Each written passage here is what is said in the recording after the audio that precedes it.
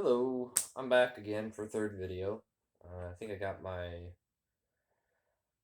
camera thing on my phone figured out, so that might last longer than 15 minutes, but who knows, maybe I can knock this one out quicker. So, I'll just go continue and talk about how the about all the perks that about living in Florida, you know, and a lot of this will have to do for those of us who love our cars and love, you know, things that are on wheels and that are fast. And basically, one perk is that since I've been here, I've only one time ever seen a police officer of any kind running radar. Only once. And it was the day I got here. As I was arriving into town, that's when I saw a Daytona police officer running radar just outside of town. Now I've been here 6 months. I have not seen it a second time. So you don't really get bothered about your speed. The police officers here don't have a hard on for speeders like they seem to do everywhere else, and especially in Minnesota. In Minnesota, where the state troopers seem to have no sense of humor at all when it comes to speed. We all know that. At least those of you who live in Minnesota, as I did, you know that. Uh, on the subject of speed, when you're driving on the highways here, and indeed in even in the city sometimes, when you see a sign with a posted speed limit on it, it's purely decorative. It has no actual relevance to the flow of traffic. I mean, speed limit on the highway out on 400 or I 95, it could say 70 miles an hour. If you're in the left lane attempting to pass somebody doing 80, 85, you're going to have about a dozen cars piling up behind you honking at you because you're only doing 85. And yeah, people on the highway here, they love to drive at 90, 95, 100. It's very common every single day. It's the normal. I think maybe that's why the police officers don't even bother running radar anymore. But that's uh that's one thing. Turn signals, that's another thing. Um, they are installed in vehicles in Florida. They're not really used as such. It's almost like everybody's driving a BMW 3 Series. Turn signals, they're there, but they don't have any real relevance either. The only time you really see people using turn signals if it's an old man that has merged onto the highway and forgot to turn his signal off. That's about it. Other than that, anybody below the age of 60, they don't even know the turn signal exists in their car. I swear. There is that, so that could get annoying, but Minnesota's got some bad drivers too. Um, Here specifically in Daytona, we got car events all the time, with the Daytona Speedway being just a couple miles down the road. And we got Bike Week there a few times a year. We got Speed Weeks that just happened a couple weeks ago. Bike Week that was this weekend. In fact, we were over there this week, earlier today actually. And big car scene in Central Florida. A lot of car meets in Orlando, Tampa, which is a bit of a drive from Daytona, but they have some spots in between. Cities like Claremont. I forget some of the other ones. Well, there's a lot of stuff in between, and occasionally there's some stuff close to Daytona as well. But it's big car scene, big car culture down here, and that takes me to one of my other reasons for wanting to be here is the fact that You don't have to have a winter beater. You don't have to store your cars. You can drive your nice sports cars all year. You can ride your motorcycles all year because even in the middle of winter, it's still warm enough in the middle of the day to go out for a ride. And you don't have to store any of that. And you can have fun on wheels all year round. That was after weather. That was probably my second biggest reason for moving to Florida. And different people will have different reasons, but for me and a lot of the people, a lot of my friends, and a lot of people that I know, it's probably going to be same or similar reasons for them as well. So, I mean, it's pretty nice in that sense. Um, yeah, there's the one thing you should know is that a lot of a lot of employers in Florida do pay lower than other states. I mean, if you're moving down here and you've got the sort of job where you're working at a gas station or a grocery store or something like that, and you think you're going to move down to Florida and have a comfortable life with a job type such as that, that's not going to happen. It might make a livable wage in Minnesota, but with the wages that jobs like that pay down here, you'd pretty much have to rent a room from someone to do it. Now, if you've got a good job already, if you're in a good line of work and you can either transfer with your company or without much effort find another job in the same field once you get here, then you're going to make plenty of money to have a comfortable life here. I was able to transfer with my company. I've had a lot of time with the company. They let me transfer without much trouble. And I was set up well financially before I ever got here. So it's good to have all that lined up. If you can, I highly suggest that you have employment lined up before you get here. Whether you start working right away when you get here or not, just have it lined up because you don't want to have to burn through your entire savings account once you get here. Should you find it difficult to find a job for a month or two in your line of work, whatever it is that you do. So, there's plenty of warehouse work down here. There's a ton of hospitality work, hotels and resorts and stuff like that. But again, those do not pay very well, so I wouldn't expect to make a decent living on jobs like that. Um, but yeah, there's a lot of car dealerships here. If you're in the car sales business, you work at a dealership, you're a mechanic or something, you'll have no trouble at all making a good living down here because that kind of work is everywhere. Um, yeah, oh, and another thing is the government down here. The Florida government and especially the Florida governor actually stands behind his people and actually works for the people of Florida and not for his own self-interest. I mean, every politician, no matter what they tell you, they're going to have their own ulterior motives. But at the end of the day, the governor here in Florida, Ron DeSantis, he's a fantastic governor and he really does a lot of good for people living in Florida, and he tries to set an example for other governors across the country, whether or not they listen to him. I guess it depends on if it's a blue state or a red state, but the government in Florida, especially at top level, governor's office and so on, it's really good here.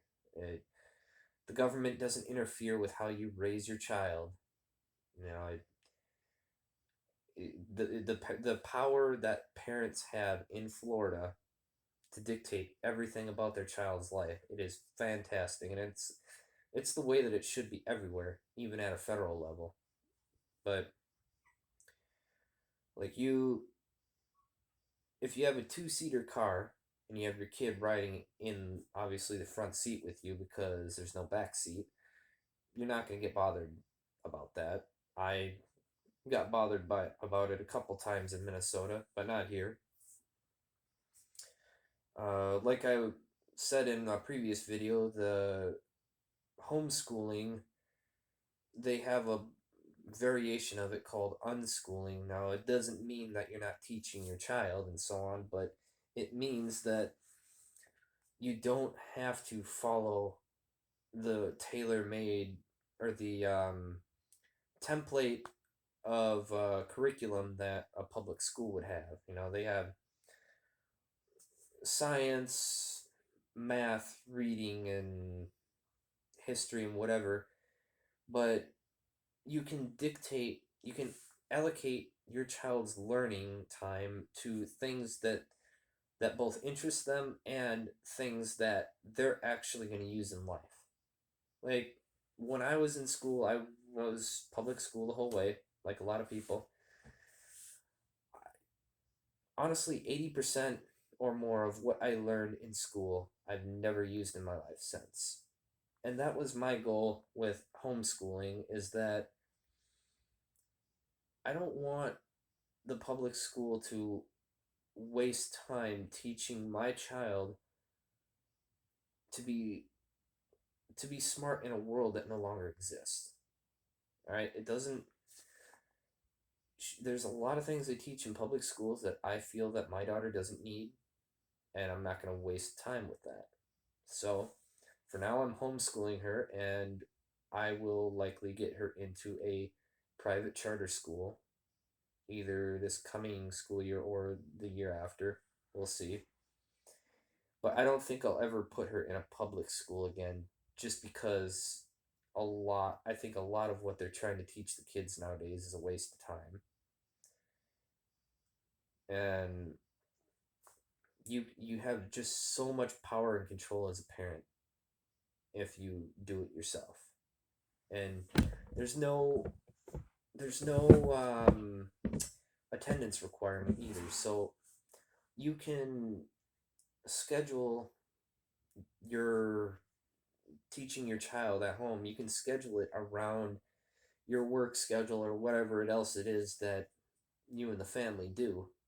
You don't have to do it 8 a.m. in the morning until 3 o'clock p.m. Monday through Friday. You could say, okay, we're going to do it on Monday, Wednesday, Friday, Saturday, or whatever.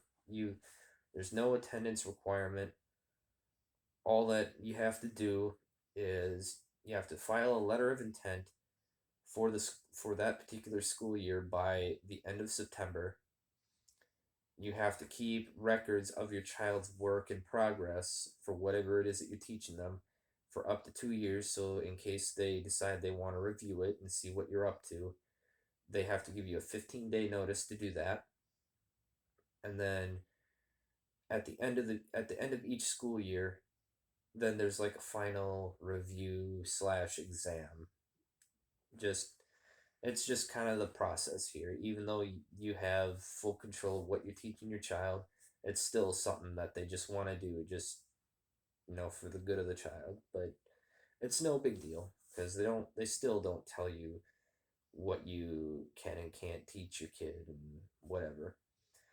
And another reason why I chose homeschooling is because at the time when I got here, it was kind of at the peak of when they were kind of dicking around about, oh, are we going to have our kids, we're going to force our kids to wear masks. And at the time, the governor made it illegal, signed legislation making it illegal for school districts to mandate masks or, vaccines or whatever else of any kind.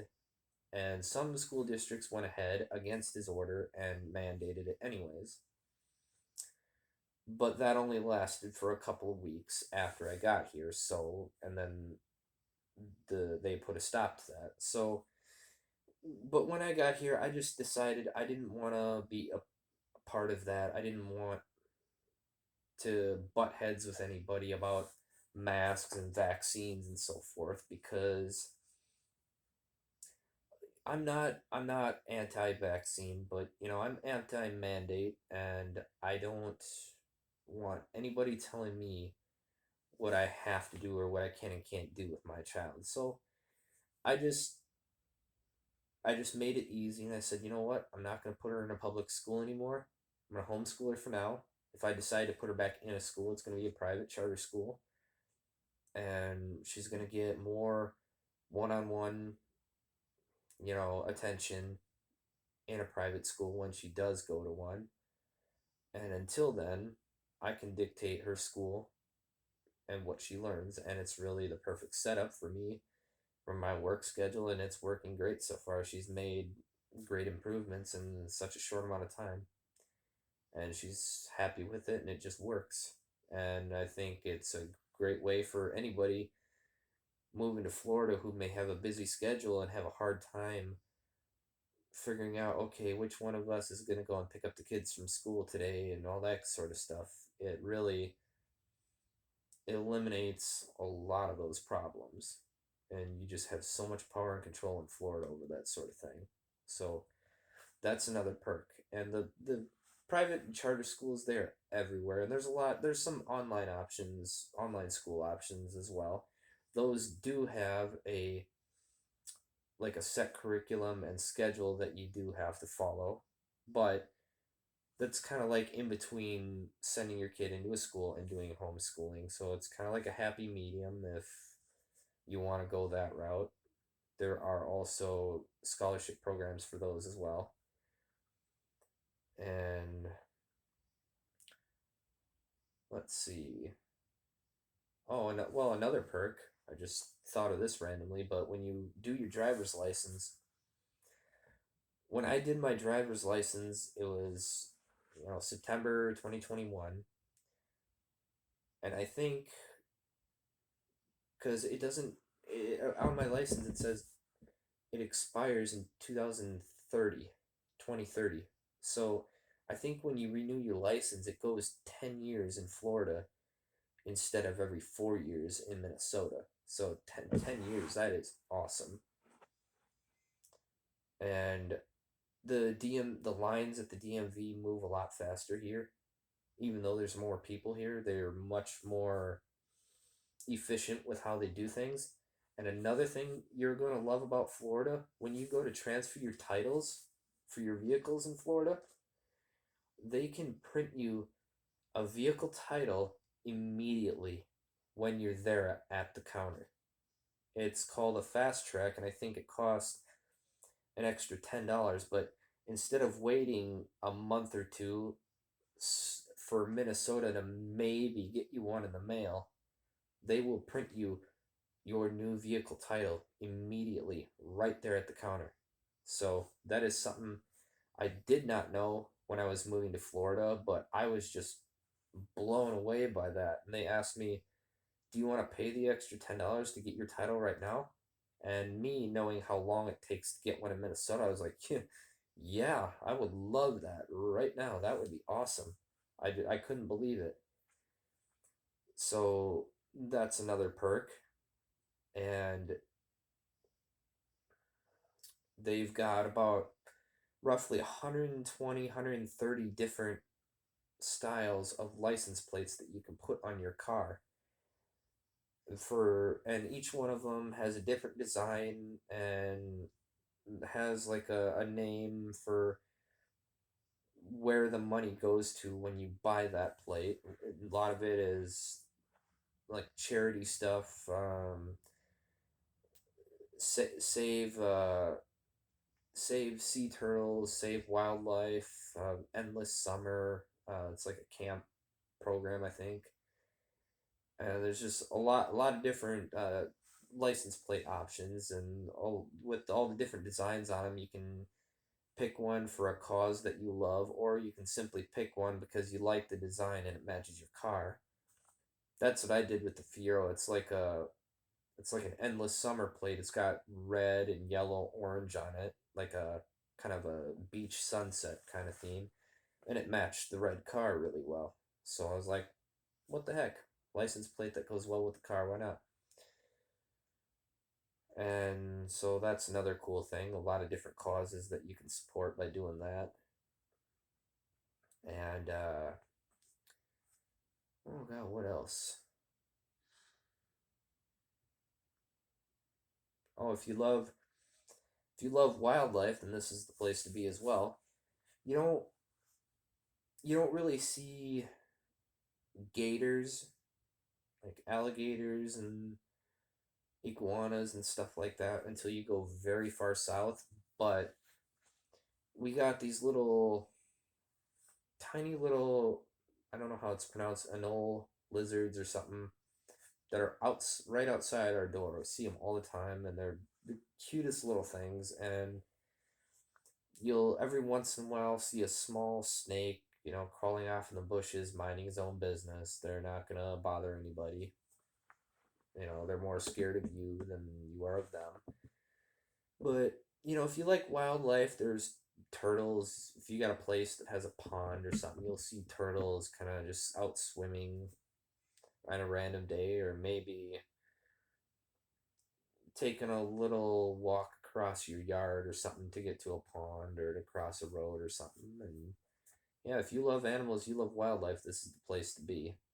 A lot of pet shops in the area as well. A lot of vets. If you're an animal lover, a lot of cool places for that here. There's, I believe, some sort of gator farm, like, I don't know, 30 minutes or so from me. I believe it's in St. Augustine, but I don't know. I haven't been there yet, but I've heard of it.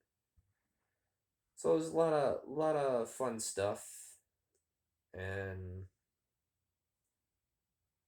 yeah, I think